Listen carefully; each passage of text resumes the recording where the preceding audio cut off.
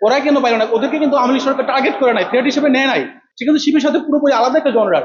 সেও কিন্তু নিজেকে ভাবছে মানে ইসলাম মানে শিবির। বায়োলজিক্যাল ট্রান্সফরমেশনের কারণে শিবিরের প্রার্থীগুলো দেখবেন একটা নাদুস নুদুস, ওরা হই হুল্লোড় করে না। আপনি আমাকে প্রশ্ন করতে পারেন যে সাম্প্রদায়িক থেকে শুধু শিবির কেন ভোট পাইলো, এখানে আপনার ঈশা আছে, অন্যান্য ইসলামিক ছাত্র সংগঠন আছে, ওরা কেন পাইলো না? এখানে একটা ভালো একটা ইয়ে আছে, এই প্রশ্নটা আপনি বলি। ওরা কেন পাইলো না? ওদেরকে কিন্তু আওয়ামী লীগ সরকার টার্গেট করে নাই, থ্রেট হিসেবে নেয় নাই। থ্রেট হিসেবে কাকে নিচ্ছে? যে শিবির।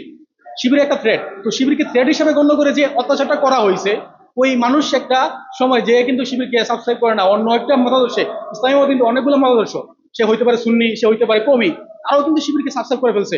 সে কিন্তু শিবির সাথে পুরোপুরি আলাদা একটা জনরার।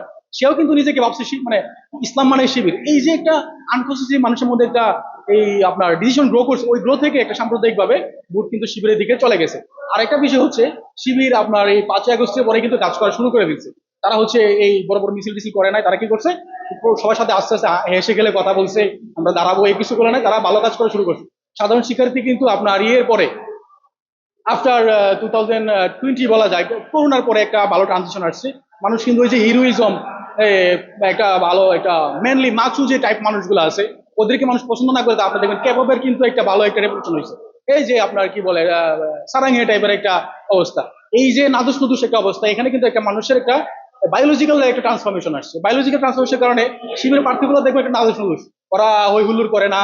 ওরা এই কারণে এখানে কিছু শিক্ষার্থী আছে, নারী শিক্ষার্থীরা আছে, এই নাদুস নুদুস যে বিষয়টা, আপনার কি বলে এটাকে আপনার এই এই যে কিটো কি জানি এটা বলে সামথিং, ওই ওই ক্ষেত্রে হচ্ছে ওনারা ওনাদের বুকটা একটা শিবির দিকে, ওনাদের অবচেতন দিকে ওনাদের বুকটা ওদিকে হেলে গেছে আর কি।